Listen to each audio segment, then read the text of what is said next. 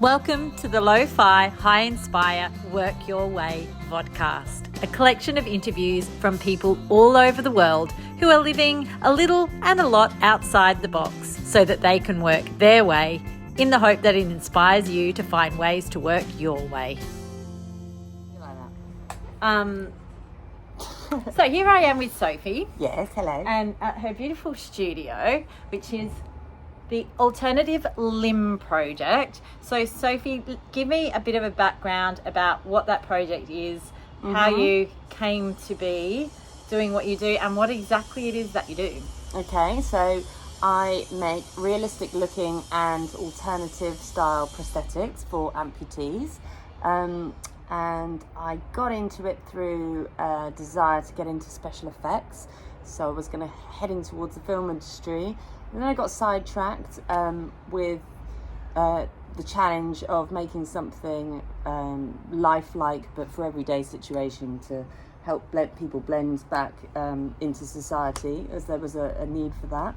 So how did you go from how did you go from special effects in film to making real life lifelike looking prosthetics, specifically for actual amputees, like for everyday human beings? Well, I knew someone, and you had a friend who was making realistic looking prosthetics for amputees, and it was a friend between that who was asking me what I was doing, and he said, oh, I know this guy who's doing this, and I said, okay, well, that sounds pretty cool.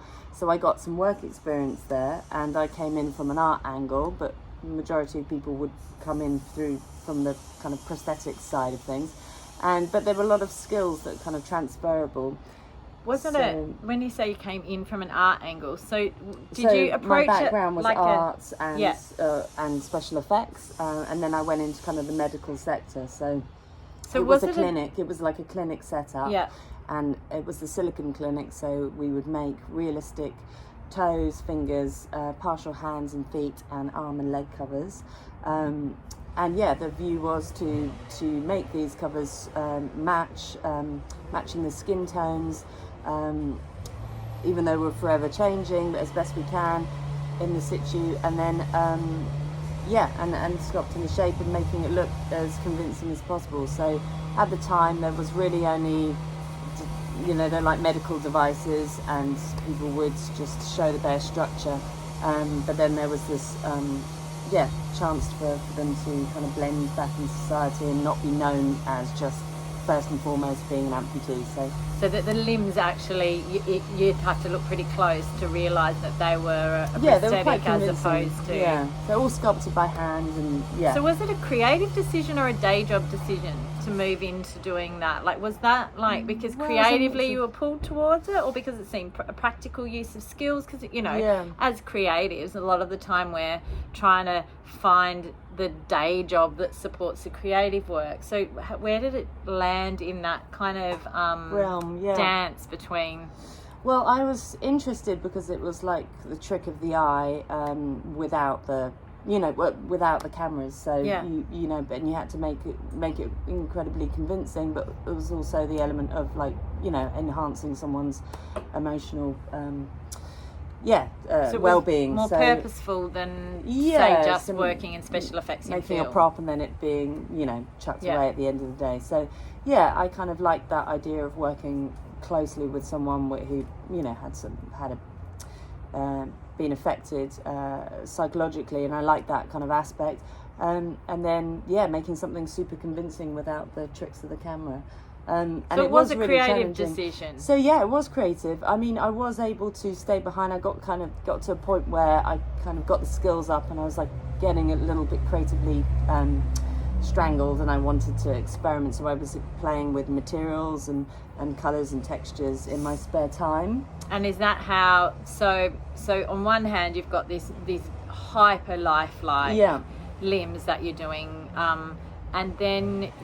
So this you've is a missed into. So I would suggest everybody who watches this to go check out the Alt Limb Project on Instagram or on your website, so that they can really understand, because it's very hard to explain the then kind of curve in direction you went into, where you segued from making these hyper realistic to almost hyper not realistic. These sort of futuristic, sculptural, not about the, almost like the opposite. About not blending in fact highlighting the disability, highlighting the part of the body that was missing, and playing with that, this almost robotic edge to it. So explain how you ended up doing that.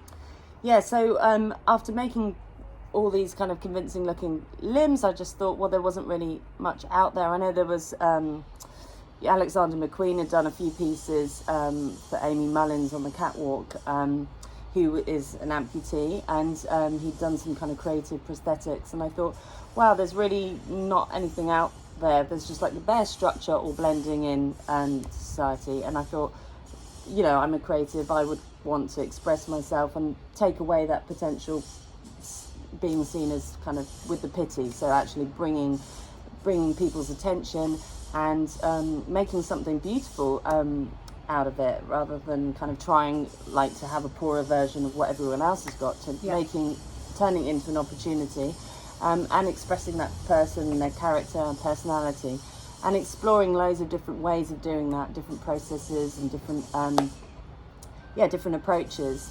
And then it coincided with me working with a little girl who came in through insurance and had this like realistic leg made for her every year, but she wanted these kind of characters on her leg, like little cartoon characters, and she was most excited about that part, and I could see that was the bit that she was engaging her friends and family about, and they were saying, oh, what are you going to get next time? So it was changing blah, blah, the whole narrative. It sort of stopped it being something she was embarrassed or ashamed of, and made it like pretty cool, something she could kind of show off about almost. So that was the idea, and that was kind of on a basic level, but it had quite a transformative effect on her and her attitude towards coming in and having the same thing every time.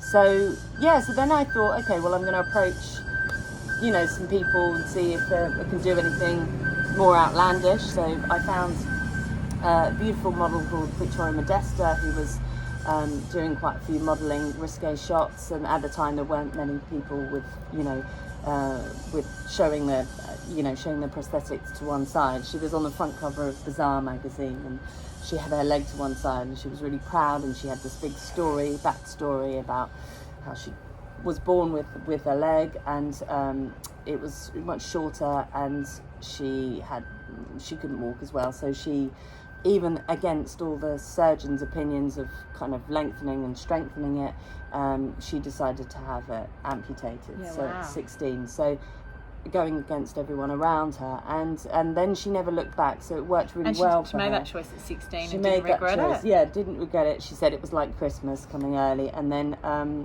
so her attitude towards her leg was, this is a celebration of my independence and strength and decision, and being a model as well, she wanted to kind of express herself in that way.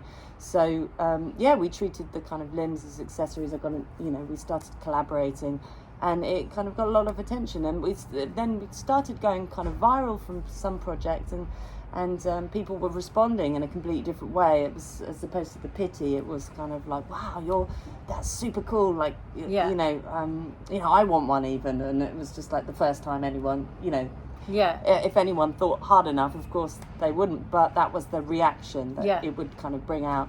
And so then it kind of spiraled, and I thought, I'm going to make a thing of this, and so I set up the Alternative Limb Project. Now, is that from like a kind of business point of view or financial point of view, has that been like a viable, like how has that worked, like moving away from the kind of like, there's a really clear market for the hyper-realistic limbs, to this more sculptural, futuristic, really pure art almost type of usage of it. Has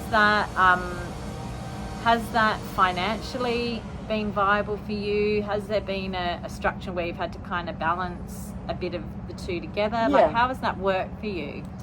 Well, I didn't want to turn my back on the realistic limbs, because I could see that there was a need for that still. It wasn't a case of, oh, this is the better way to go. It's all about choice, and I wanted to still give that choice, and being highly skilled at what I did, I wanted to still offer that as a service, and if anything, I would be bringing the clients to the studio, and we would be like a live model. I'd be sculpting the final details, and they'd have a bit more control, as opposed to in the previous situation where we just get sent the colours and blah blah blah. So we had that kind of one-on-one experience, which heightened, made it much better result anyway. And then, but yeah, so I still offered that, and that was a bit like a bread and butter. And then I did the alternative stuff. So there were a couple of opportunities to kind of make a product almost, and that would have been a bit more of business sense kind of route to go down. But my calling was to make something unusual and reflective of the individual, and so the process would be different every time. I'd get involved different people as well with different skill sets, and so therefore it would be more lengthy process and more costly as well. So obviously that narrowed the market massively. But then, because I was really the only one doing that kind of thing at the time, it got a lot of attention. So exhibitions and museums were interested in highlighting the project. So I make realistic looking limbs, but I also make alternative ones for individuals, but then privately, but as commissions, and I'm very aware of what they want and what their criteria is, how often they're going to wear it, and what the purpose of it is. But then I also make really outlandish ones for the purpose of exhibition, so they're not, every day, and they would be exploring the body and difference, those themes, transhumanism, and celebrating the space in a different way, and highlighting that, and so I create these projects with performers often. And we make a video or photographs. Sometimes they keep the piece, and otherwise it gets sent to the exhibition, and I charge like a loan fee. So it's almost like, I invest, and then it gets kind of, it kind of goes back in the pot. Yeah. So that's sort of the overall business structure. And then what I'm interested in is having a look at the way you've structured, I guess, the rest of your life around your creative work to support you to be able to do that. So in part, there's your van. Yeah.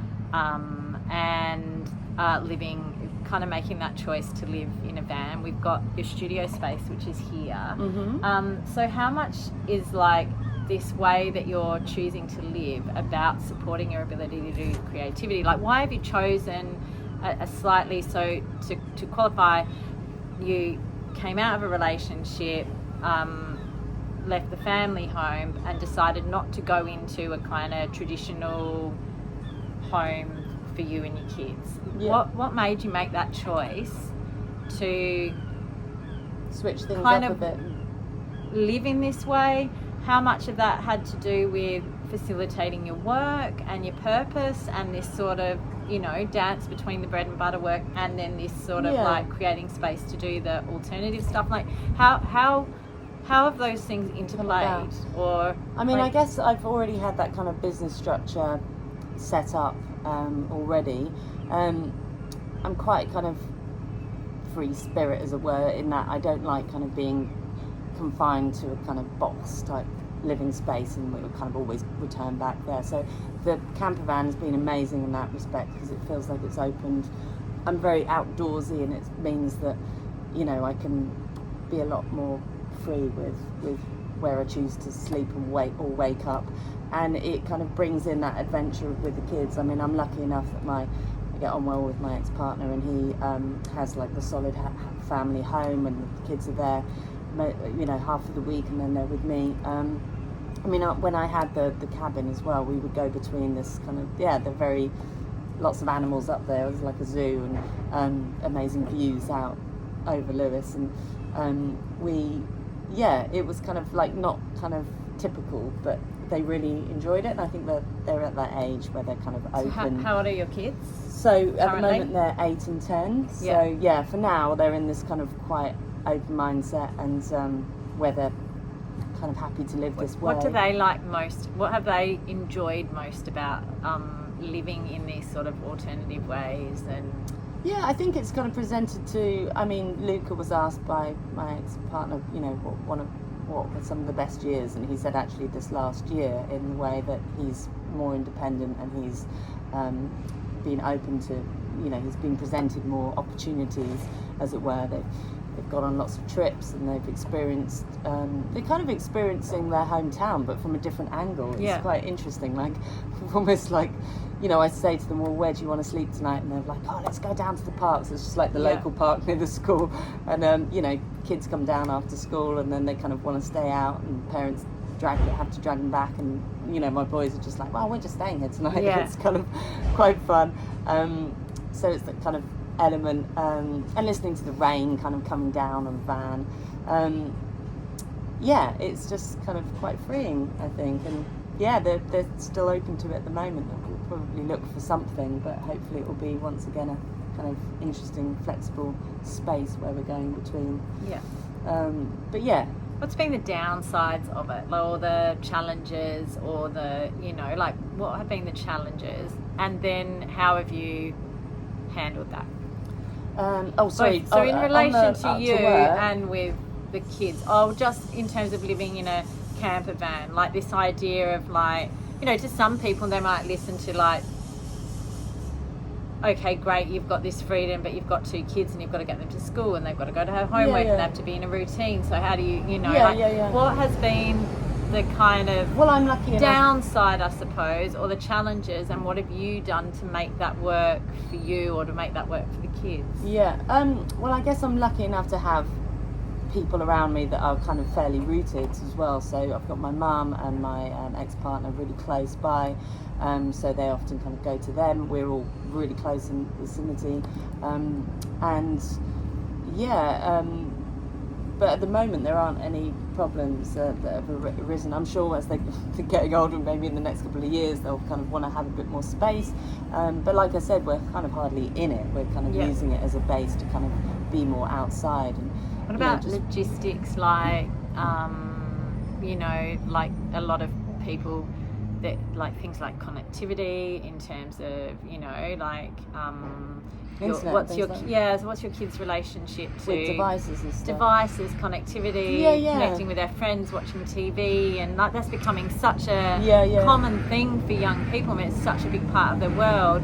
So how do you manage that in a it's got that outside aspect? Has that come up? I think if I was just with them full time in this, then I think those problems perhaps would arise. But because we've got a really nice balance as a whole picture, we don't really have any devices in there. But I mean, I have connection to the internet, so we can just watch a movie sometimes at night. But often we're either playing board games or just being out and about, and they kind of know that generally when they're with me that's the kind of dynamic. And so it will far be. They're happy with so that. They're just out till 10 at night playing football, and I'm not embarrassing at this stage, so I'm kind of joining in. So and we go to the beach, and it's but I mean, we haven't been full time in this. It's only in the last kind of 2-3 weeks. But prior to that, you were living in between kind of a tiny house arrangement, and just a kind of cabin space, but with a beautiful garden, amazing views, and the hills just behind. So it was kind of a similar thing. And that had the infrastructure of things like the bathroom and kitchen. Yeah, we had the use of the main house, but at night time, we wouldn't want to traipse through the garden, so we'd have a bucket, which was really fun for them to just still got the holy bucket. So it's been it's kind of like camping. It's been a bit rustic and camping. Yeah. How does that work, that kind of camping vibe, so for your lifestyle, maybe as an artist or a creative, we've got as creatives we've got a bit of leeway, but as kids that have got to go to school with other kids, has there been any fallout? I was kind of expecting that there might be a bit of you're the gypsy family under the that hang out at the park kind of thing. But I mean, we don't, we're really social, and then just we just get in the van when it's time to go to sleep. So a lot of the kids actually just kind of then come out or trickle down to the park at different stages and then see us there, and if anything, at this stage they're kind of like, oh cool, so and we have sleepovers and stuff, so it's kind of fun. But I mean, it's definitely not going to be forever, so it's just a nice little stage. And like I said, sometimes when I'm working, got super late projects, I'll bed them down and then I'll kind of grind away at night time. So as a single parent, is it that works out part really of the way you're able to continue working? We got a truck that keeps going past. Is that part of the way you're able to continue? I think people can put a lot of boundaries in front of themselves. Like there are a lot of stories, so there might be a bit of a story like, oh well, I'm a single parent, so therefore I can't be a creative, or I can't do in this way. So does it? Well, I'm not a single parent. I'm very much like shared parenting, so it's really 50-50. So Toby... But when you're on your own, in those moments where you've got the kids on your own and there's no one else to fall back on... Yeah. Does this... Yeah, then that is a perfect situation. So I'll either find them something creative to do around the studio, or if it's nighttime, I'll bed them down and I'll kind of get on. But normally that's and I quite like that when everyone else has gone to sleep and you're not going to be bothered by a normal day's what happens in a normal day's work, and that you can just focus. There's a lot of things like curing times and things that you just need to keep an eye on, so it's actually really handy to be in the vicinity just to kind of come in and check and then go back. So the decision was less about the decision was wanting to just to live this way for your own sake, to have that sense of freedom, as opposed to feeling like you needed to in order to facilitate. It's actually just been a choice that you've chosen to live in that way. Has there been any judgments? Have people kind of have you had any kind of backlash or judgments, or anyone perceive it negatively or less positively, and how have you handled that if you have? I'm sure there have been, but I've not really kind of taken anything personally or been aware of anything like directly to my... I mean, I think a lot of people are like, oh yeah, typical Sophie, kind of like trying to, well, not trying to, but just being like doing things differently, I guess. But yeah, it's always kind of said in a kind of like positive way. And I think sometimes people kind of think things come easy to me, but I think it's also just like pretty flexible, and I don't have massive high expectations of feeling that I need to have certain things in order to do, I'll find ways around, and I'll enjoy living in that way, as opposed to kind of like feeling like everything's got to have its box. So what I can hear is that like it suits you partly because you enjoy the adventure and the creativity inherent in sort of living alternatively and just not having a set routine. The lack of routine, freedom of space, being outside a lot, and this ability to get your kids outside and in nature and in this because I think it's so easy. I mean, I even when I was living in my old place, it was just so easy for them to just come in and rock up and put the TV, we had a projector and we, set something up. I mean, they used to play a lot anyway, but I used to get quite agitated and want to be outside a lot. And so it kind of came from me. And then obviously when I got them out, they'd love it as well. But it's just that thing of you go back at home and you just fall into these kind of habits. And then every day starts feeling a bit kind of similar in a way. So, I think it's just kind of forces you to just approach things differently. Which works. And does that help you creatively, do you think? Yeah, I think so. Yeah, I feel less kind of stifled and more kind of, the flow feels better, for sure. Yeah. And financially, is there a financial driver behind any of this sort of like downsizing or living in the van or living in this, well, it's got its usual costs of like maintaining the vehicle and stuff, but I mean, I've got savings and I'd like to kind of bed down and get a base again at some point, but it's quite freeing to not feel like I have to find what I had before. And also I kind of felt like it was nice having gone through a separation for the kids' sake, for not having to replicate the home again in the same way, or there to be this kind of comparison. When it's so different, there's clearly like no reason to compare, because it's like each offer completely different things. Whereas if I was looking for something similar, it would be like, oh well, actually Dad's place is better because of this. And it's like there's no comparison. It's just like a nice full rounded experience. That's the way I see it, and the kids see it at the moment. So Well, thank you for sharing your story, because I think it's just really important.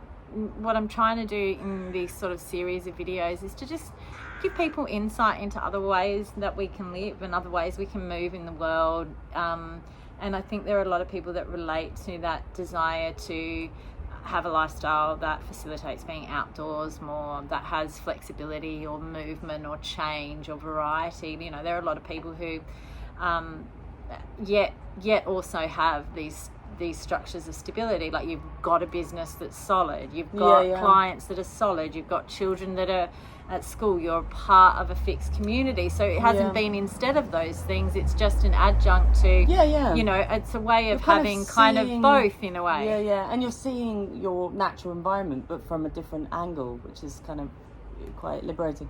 And I guess once you do that, then you suddenly realize that there are lots of other people that share that viewpoint. I mean, I've recently met someone who's really lovely, and he's, you know, my like boyfriend, and he is has got a van as well, and sometimes we, you know, park up next to each other and shine, you know, torches through the window at night when I'm with my kids, and then have like a really super early cups of tea with chocolate under the bridge, and before I get my kids, before they wake up and get ready for school. It's a nice way of really like cute.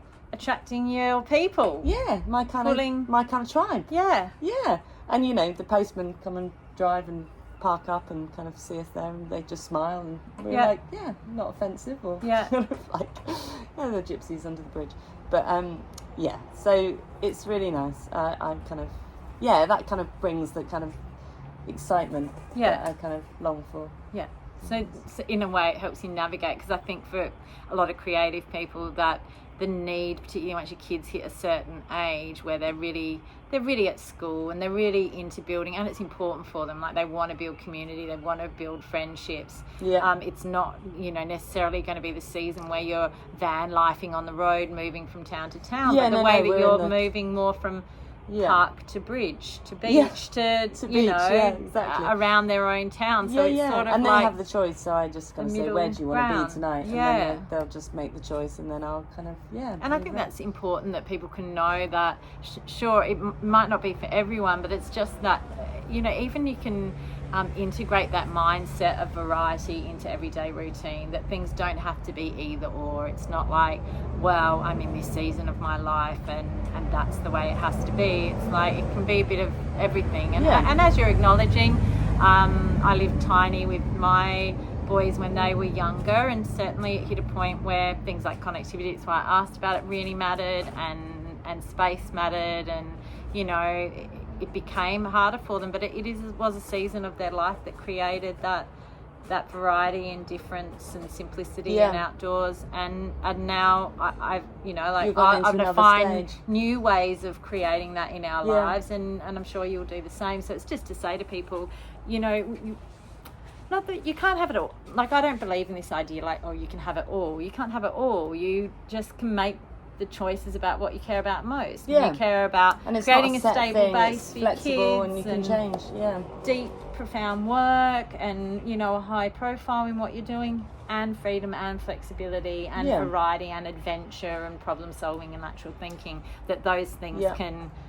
You can't. There are ways of creating a life, and I think also I was kind of put off the idea in growing a business in that I would have, like, you know, a certain group of skilled people around me for certain things that would just be, you know, employed by me. I didn't like that feeling of like being tied in. I think generally in life I feel like that, actually. I think if everyone has their own independence and their own thing going on, then they're choosing to get together for the right reasons every single time, not because they're just in the same box. And so each project I'll call upon different people, often, you know, the same people, if they're available, to work together again. So it's just me, my colleague, and then my partner sometimes helps out as well. But it's just like it's a different thing every time. So different project calls for different skills and different processes and different people involved, which makes and it variety refreshing. as a variety, creative is that like super important. I like think for you, do you find if things get too static, the creative thinking gets stuck as well? I mean it's a mixture, isn't it? Because it can be really, you know, you can get really progressive with building blocks of being familiar with the same people and kind of refining processes, but at the same time, I kind of made that decision that I want to make something different every time, but obviously there are certain processes that are repeated, and I know that person's going to work really well with this person, and it's really fun kind of orchestrating that.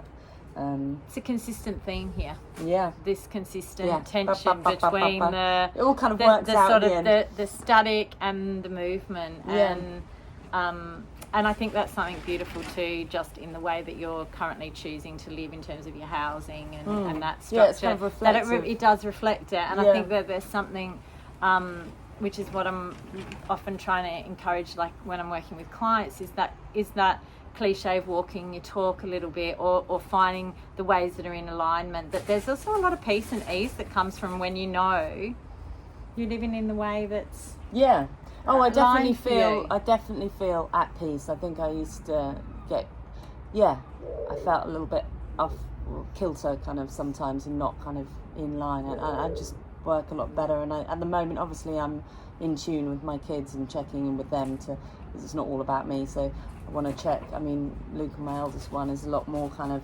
organised kind of character, and you know, so I'm aware that he likes to know where his things are, but at the moment, this lifestyle he's kind of really embracing and really enjoying, so we'll just see how long that goes for.